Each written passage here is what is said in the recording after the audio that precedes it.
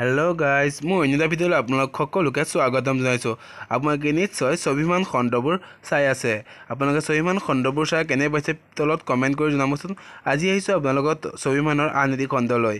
আৰু স্বাভিমানত অনিৰুদ্ধতে memory loss হৈছে সেইবোৰ কথা যে মিছা সেই সকলো কথাৰ আৰাধ্যাই গম পাইছে। আৰু এতিয়া আৰাধ্যাই মাকক কি কৈছে অকণমান চাওঁ আহক।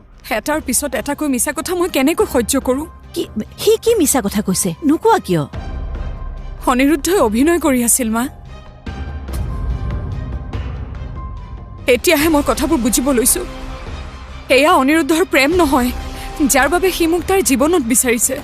ভবা নাছিলো অনি এনেকুৱা অভিনয় কৰিব পাৰে বুলি।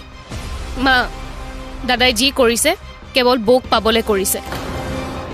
মোৰ মেমৰি লছ হোৱা কথাটো মিছা আছিল সঁচা, কিন্তু মই যে মোৰ ভুল বুজিছোঁ সেইটো সঁচা। এতিয়া বাৰু আৰাধ্যা অনিৰুদ্ধৰ জীৱনৰ পৰা আকৌ পুনৰ গুচি যাবগৈ নেকি? আপোনালোকে গুচি যোৱাটো বিচাৰে নে নিবিচাৰে তলত কমেণ্ট কৰি জনাবচোন। আৰু যদিহে মোৰ ভিডিঅ'টো চাই ভাল লাগিল তেন্তে চেনেলটো ছাবস্ক্ৰাইব কৰিব নাপাহৰিব আৰু কাষতে থকা বেল আইকনটো প্ৰেছ কৰি দিব। তেন্তে আজিলৈ আহিছোঁ, বাই বাই।